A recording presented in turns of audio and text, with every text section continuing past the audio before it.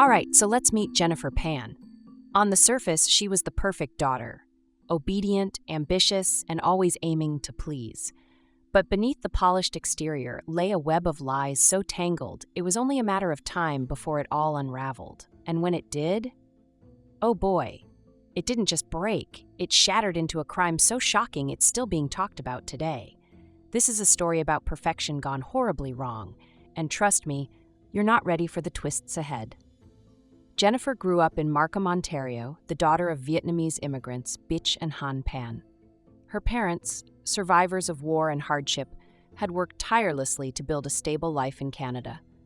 And they expected Jennifer to take full advantage of the opportunities they'd fought so hard to provide.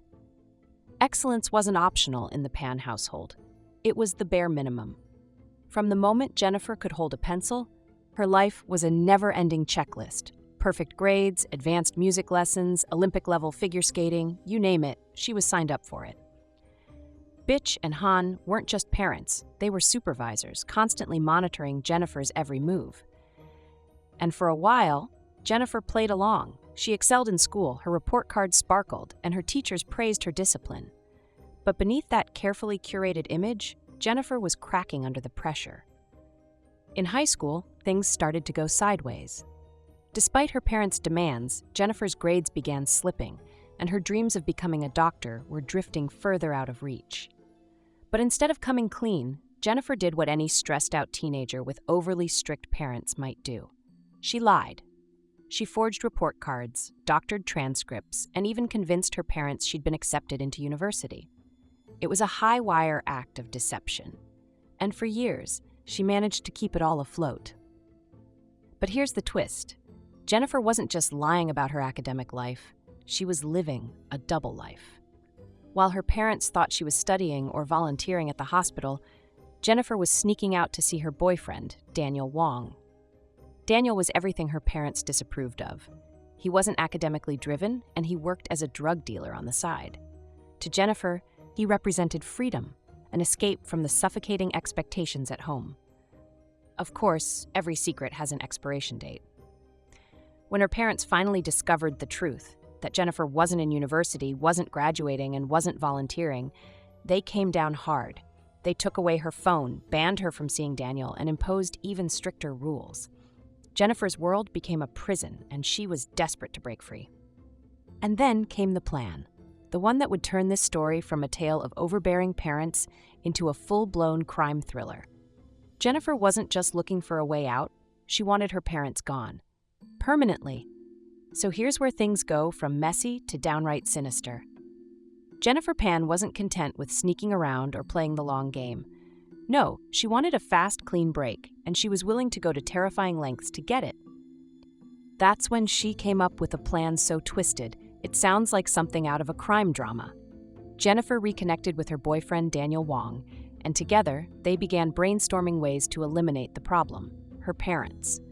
Daniel introduced her to a man named Lenford Crawford, a small-time criminal who was more than willing to do the dirty work for a price. Jennifer, who had access to her parents' savings, promised a payout of $10,000 for the job. The plan was simple on paper. Stage a home invasion, make it look like a robbery gone wrong, and ensure her parents didn't survive to tell the tale. By November 8, 2010, the wheels were set in motion. That evening, Jennifer sat in her bedroom texting back and forth with Crawford and his accomplices, providing them with real-time updates on her parents' movements. She even unlocked the front door to let them in. It was cold, calculated, and shockingly methodical. At approximately 10:30 p.m., 3 masked men entered the Pan family home. Jennifer played her part perfectly. She pretended to be startled, even putting up just enough of a struggle to make it look convincing. Meanwhile, the intruders confronted her parents, Bich and Hann, demanding money and valuables. The house was ransacked, but the robbery was never about stealing. The attackers forced Bich and Hann into the basement. Jennifer remained upstairs, tied to a banister to keep up the act. What happened next was nothing short of horrific. The intruders opened fire, hitting both parents at close range. Bich died instantly, but Hann, despite being shot twice and left for dead, somehow survived. What Jennifer didn't account for was her father's resilience. After the intruders fled, Hann managed to crawl out of the basement and into the yard, where neighbors found him and called 911. He was rushed to the hospital in critical condition, but not before telling police what had happened, or, more importantly, what hadn't happened. Jennifer's story began falling apart almost immediately. She told police she had been tied up by the intruders and couldn't do anything to help her parents.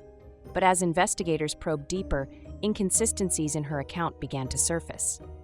For one thing, the knots on her bindings were suspiciously loose, almost as if she'd tied them herself. Then there were her phone records, which revealed a flurry of texts and calls to Crawford on the night of the attack. And then came the biggest crack. Hann survived. He regained consciousness and, despite his injuries, told police something Jennifer hadn't anticipated.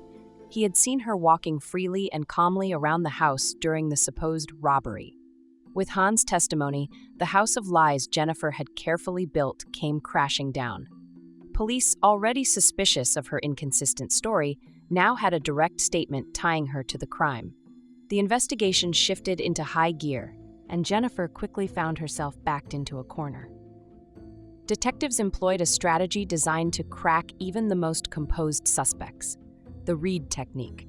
They began with non-confrontational questioning, luring Jennifer into a false sense of security. She initially stuck to her script, insisting she had been a helpless victim. But as the hours wore on, the detectives shifted gears, poking holes in her alibi and presenting evidence that directly contradicted her claims. Finally, after hours of interrogation, Jennifer broke. But instead of admitting to orchestrating the attack, she spun another web of deceit. She claimed the attack had been an elaborate attempt to end her own life, an escape from the suffocating control of her parents. According to her, the plan was for the intruders to kill her, not her parents. It was a desperate attempt to deflect blame, but the police weren't buying it. The phone records, the text messages, the money trail, it all painted a damning picture of Jennifer's involvement. She had planned the attack down to the smallest detail, from unlocking the front door to ensuring the intruders knew the layout of the house. The evidence was overwhelming, and Jennifer was arrested, along with Daniel Wong, Lenford Crawford, and the other accomplices. The trial, which began in 2014, gripped the nation. Prosecutors laid out a case so shocking it left the courtroom in stunned silence. They detailed how Jennifer, driven by resentment and desperation, had conspired to murder the very people who had given her everything. The defense attempted to portray Jennifer as a victim of her parents' oppressive expectations, but it wasn't enough to sway the jury. The verdict? Guilty. Jennifer was convicted of first-degree murder, attempted murder, and conspiracy to commit murder. She was sentenced to life in prison with no chance of parole for 25 years. Daniel Wong and the other co-conspirators received similar sentences, ensuring they would spend decades behind bars. And what of Han Pan? The physical wounds he sustained in the attack healed over time, but the emotional scars ran deep.